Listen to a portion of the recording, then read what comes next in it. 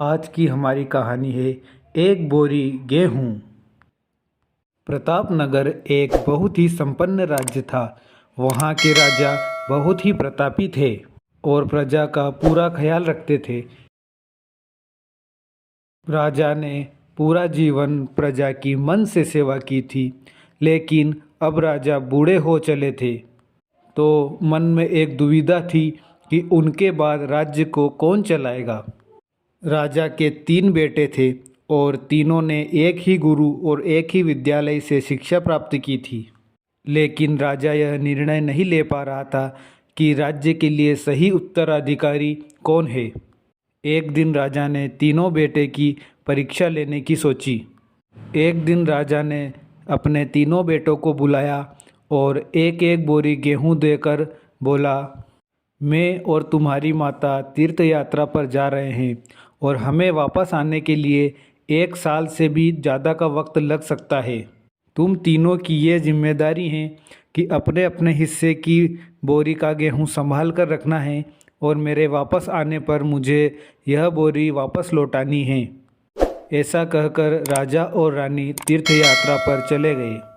सबसे बड़े बेटे ने सोचा कि यह बोरी पिताजी को वापस लौटानी है, इसलिए मैं इसे तिजोरी में रखवा देता हूँ ताकि जब पिताजी वापस आए तो मैं उन्हें वापस लौटा सकूँ। और उसने यह सोचकर बोरी को तिजोरी में रखवा दिया ताकि उसका एक भी दाना इधर से उधर ना हो। दूसरे बेटे ने सोचा, तिजोरी में तो गेहूँ सड़ जाएगा, इससे अच्छा मैं इनको खेतों में डलवा देता हूँ ताकि गेहूँ की फसल उगेगी और मैं पिताजी को ढेर सारे गेहूं की बोरियां दे सकूंगा। अच्छा खेत देखा, ना ही अच्छी उपजाऊ ज़मीन देखी और ना ही उसकी घास फूस साफ करवाई। ऐसे ही बंजर ज़मीन पर गेहूं की को बुआई करवा दी और ना ही उसे कभी देखने गया और ना ही उसकी देखभाल की। उसे लगा कि अपना आप ही गेहूं आ जाएंगे। तीसरा बेटा थोड़ा समझदार था। उसने अपने मित्र के साथ मिलकर गेहूं के लिए अच्छा खेत देखा, अच्छी उपजाऊ ज़मीन देखी और उसको की घास फूस अच्छे साफ करवाई और उसमें गेहूं बो दिए। समय समय पर उसकी देखभाल की, उसको खाद पानी अच्छे से दिया और साल भर बाद उसकी गेहूं की अच्छी फसल हो गई। उसके बाद उसने फिर से उसमें गेहूं बो दिए। अच्छा गेहूं उपजा और खेत खलिहान हरे भरे लहलहाने लगे।